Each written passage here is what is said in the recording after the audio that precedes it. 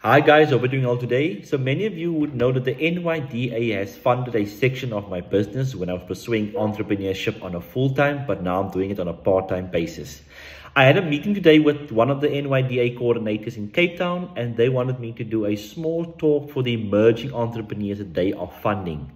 And these entrepreneurs don't have massive, bright ideas. It's a typical South African business such as a spaza shop, beauty salon, landscaping, construction, tiling. So guys, you don't need to have a massive idea in order to be funded by the NYDA, as long as you are a willing entrepreneur who's dedicated, motivated, and you are consistent in making sure that your entrepreneur or your business can create some form of income or employment for yourself and for somebody else. So guys, go to the NYDA website, apply, and use my video as testament that they are truly a solution. All of the best.